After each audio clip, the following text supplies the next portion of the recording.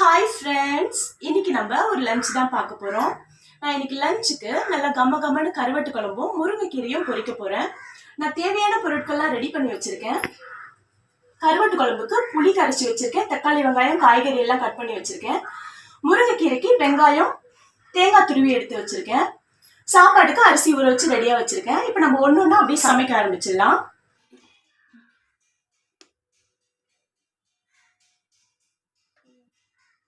இப்போ கருவாட்டு குழம்புக்கு தேவையான எண்ணெய் ஊற்றிக்கிறேன். நான் ஒரு 5 ஸ்பூன் அளவுக்கு ரீஃபண்ட் ஆயில் சேர்த்துருக்கேன். எண்ணெய் காஞ்சதும் 1 ஸ்பூன் அளவுக்கு கடுகு போட்டுக்கலாம்.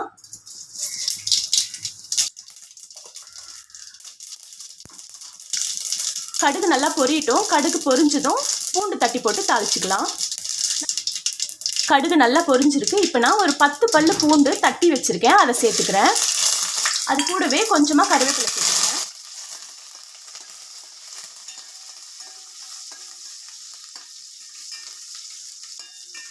பூண்டு லைட்டாக கலர் மாறுற வரைக்கும் வதக்கி விட்டுக்கலாம்.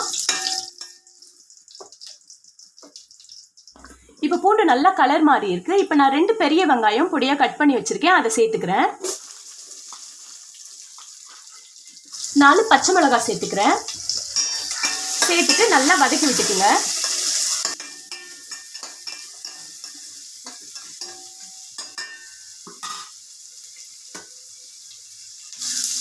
கொஞ்சமாக உப்பு போட்டுக்கிறேன். நான் கல் உப்பு ஒரு 1/2 ஸ்பூன் அளவு போட்டுக்கிறேன், வெங்காயம் வதங்கிறதுக்காக. கருவாட்டு குழம்புல உப்பு எப்பவுமே கம்மியாக சேர்த்துக்குங்க, ஏன்னா கருவாட்டில் உப்பு இருக்கும். அதை செக் பண்ணிவிட்டு நம்ம சேர்த்துக்கலாம். இப்போ இந்த அளவுக்கு நல்லா வெங்காயம் வதங்கினதுக்கு அப்புறம் தக்காளி சேர்த்துக்கலாம். நான் 3 பெரிய தக்காளியை பொடியாக கட் பண்ணி வச்சுருக்கேன், அதையும் சேர்த்துக்கிறேன்.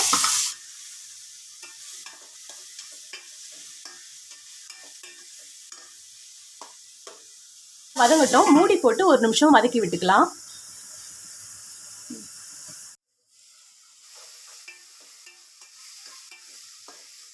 தக்காளி வெங்காயம் இந்த அளவுக்கு வதங்குற வரைக்கும் வதக்கி விட்டுக்கலாம். இப்போ நல்லா வதங்கிருக்கு. இப்போ நான் கருவாட்டு குழம்புக்கு தேவையான காயை சேர்த்துக்கிறேன். ஒரு 2 கத்திரிக்காவை கட் பண்ணி சேர்த்துக்கிறேன். ஒரு பெரிய முள்ளங்கியை கட் பண்ணி வச்சுருக்கேன், அதையும் சேர்த்துக்கிறேன். ஒரு உருளைக்கிழங்கு கட் பண்ணி வச்சுருக்கேன், அதையும் சேர்த்துக்கிறேன். 2 முருங்கைக்காய் சேர்த்துக்கிறேன். காயை சேர்த்துட்டு ஒரு வாட்டி வதக்கி விட்டுக்குங்க.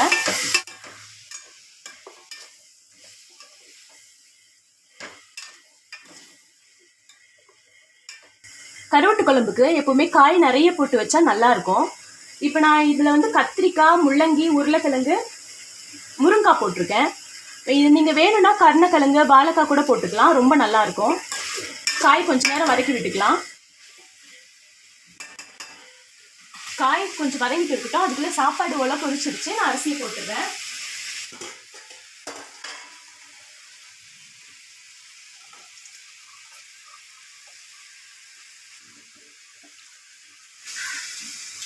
சாப்பாட்டுக்கு தேவையான உப்பு போட்டுக்கிறேன். மூடி வச்சிடலாம்.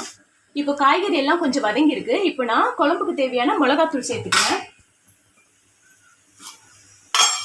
இது வீட்டில் அரைச்ச குழம்பு மிளகாத்தூள். இது நான் ஒரு 3 ஸ்பூன் சேர்த்துக்கிறேன். 3 ஸ்பூன் எங்களுக்கு கரெக்டாக இருக்கும் காரம். உங்கள் காரத்துக்கு ஏற்ற மாதிரி மிளகாத்தூள் கூட்டியோ குறைச்சோ சேர்த்துக்குங்க. மிளகாத்தூள் போட்டுட்டு ஒரு வாட்டி நல்லா மிக்ஸ் பண்ணி விட்டுக்கலாம்.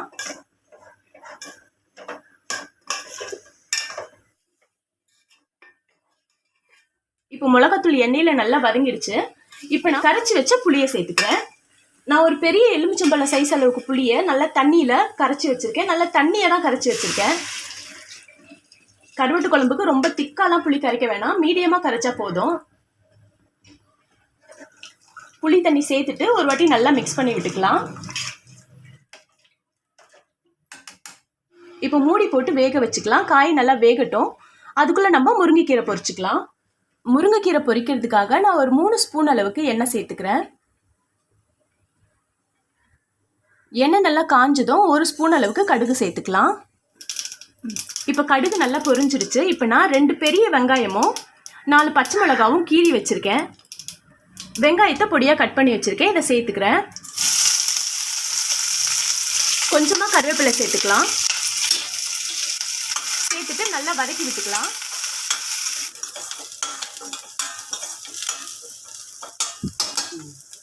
இப்போ வெங்காயம் நல்லா வதங்கிடுச்சு. இப்போ நான் முருங்கைக்கீரையை சேர்த்துக்கிறேன். முருங்கைக்கீரையை நான் முன்னாடியே ஆஞ்சிட்டு நல்லா கழுவி வச்சுருக்கேன். இந்த முருங்கைக்கீரையை சேர்த்துக்கிறேன்.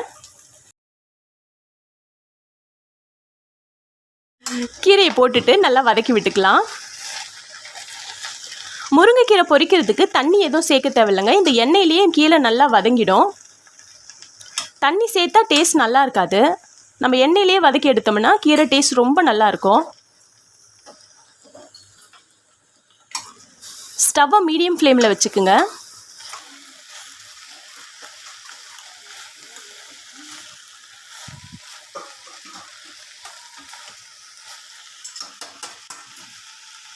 கீரை இப்போ கொஞ்சம் நல்லா வதங்கியிருக்கு. இப்போ நான் கீரைக்கு தேவையான உப்பு சேர்த்துக்கிறேன்.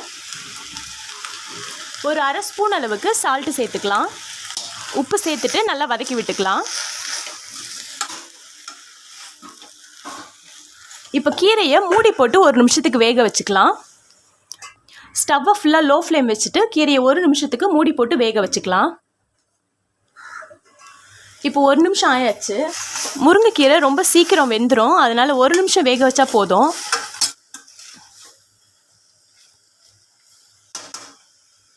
இப்போ நான் கொஞ்சம் தேங்காவை திருகி வச்சுருக்கேன். அதை சேர்த்துக்கலாம். சேர்த்துட்டு நல்லா மிக்ஸ் பண்ணிவிட்டு ஸ்டவ் ஆஃப் பண்ணிடலாம். முருங்கைக்கீரை ரெடி ஆயிடுச்சு.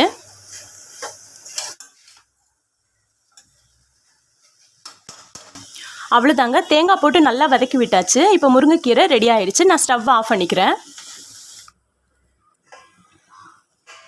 இப்போ கருவாட்டு குழம்பு நல்லா கொதிச்சுட்டு இருக்கு. காய் இப்போ பாதி வெந்திருக்கும். குழம்பு இன்னும் கொஞ்சம் சுண்டட்டும். அதுக்கப்புறம் நம்ம கருவாடு போட்டுக்கலாம். கருவாடு ஒரு 5 நிமிஷம் முன்னாடி போட்டால் போதும். இல்லைனா கருவாடு ரொம்ப கரைஞ்சிரும். ஒரு 5 நிமிஷத்துக்கு நம்ம இன்னும் கொஞ்சம் கொதிக்க வைக்கலாம். கருவாட்டு குழம்புக்கு நான் பாறை கருவாடு துண்டு எடுத்திருக்கேன். இது முள்ளோடு சேர்த்து போட்டால் கருவாட்டு குழம்பு நல்லா வாசனையாக இருக்கும். நான் அதனால் கொஞ்சம் முள்ளும் எடுத்து வச்சுருக்கேன். கருவாடை நல்லா சுடு தண்ணி போட்டு கழுவி எடுத்துக்கலாம். நான் கொஞ்சமாக சுடு தண்ணி ஊற்றிக்கிறேன். ஒரு நிமிஷத்துக்கு அப்படியே வச்சிடலாம். அதுக்கப்புறம் நம்ம பச்சை தண்ணி ஊற்றி கழுவிக்கலாம். கழுவி கருவாடு குழம்புல போட்டுடலாம்.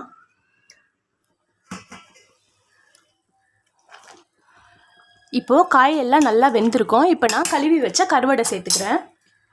சுடு தண்ணியில் போட்டுட்டு ஒரு வாட்டி பச்சை தண்ணிலையும் கழுவி வச்சுருக்கேன். இந்த கருவாடை அப்படியே சேர்த்துக்கலாம்.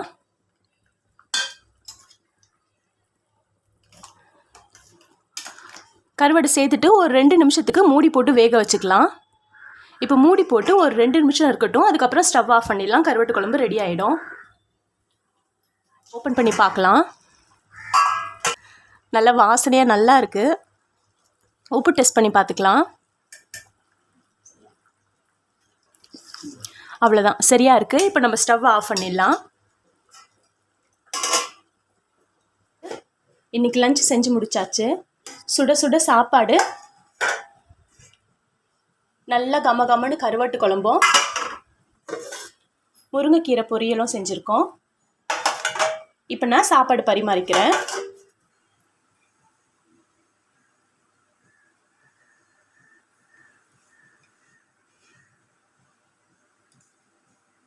நல்லா சுட சுட சாப்பாடு போட்டுட்டு கருவாட்டு குழம்பு ஊற்றி சாப்பிட்டு பாருங்க. அவ்வளோ டேஸ்ட்டாக இருக்கும்.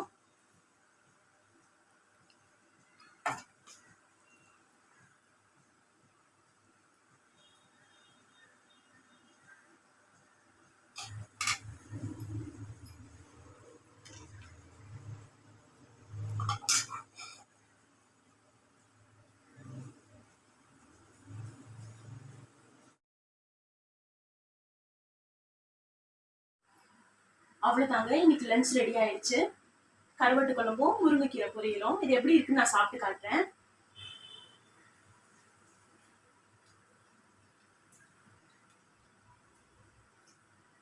அதுலேயே கொஞ்சம் முருங்கைக்கீரை வச்சுட்டு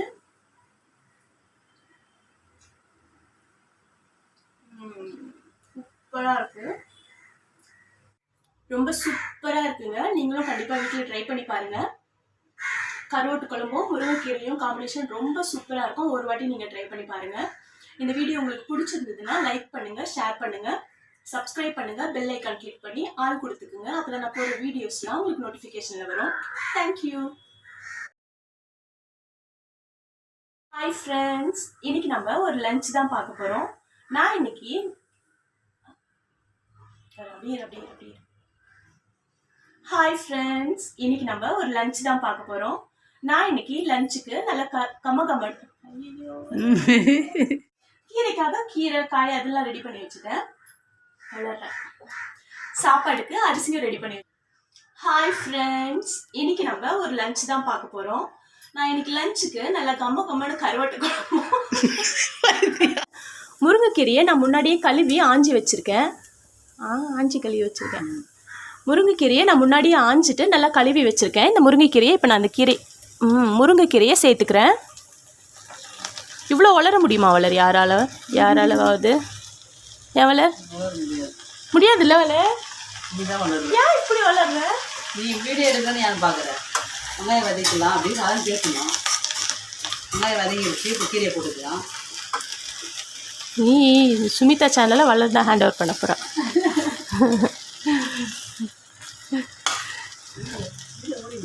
ஆமாம், என் அக்கா முருங்கீரை ஆஞ்சா பாருங்க, எவ்வளோ அழகாக ஆஞ்சி வச்சுக்கிறா பாருங்க. ஆமாம், கேட்டால் காம்பு நல்லதாம்மா அவ சொல்கிறா. பைத்தியமானா அவளை நான் இதை போடுறேன் இரு.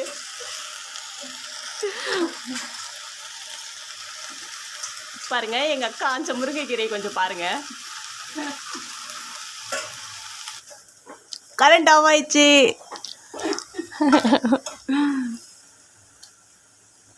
பாருங்க ஐயோ கறி குழம்பு பாருங்க, கருவாட்டு குழம்பு ரொம்ப சூப்பராக ரெடி ஆயிடுச்சு. எல்லாரும் வந்து கேட்க போகிறாங்க, உங்கள் வீட்டில் கருவாட்டு குழம்பு வச்சாங்களான்னு சொல்லிட்டு. நல்ல வாசனையாக நல்லா இருக்குது. கருவாட்டு குழம்பு எனக்கு ரொம்ப பிடிக்கும். எனக்கு ரொம்ப பிடிச்ச சாப்பாடு. உளறி வெயி கருவாட்டு குழம்பு அப்படிப்பட்ட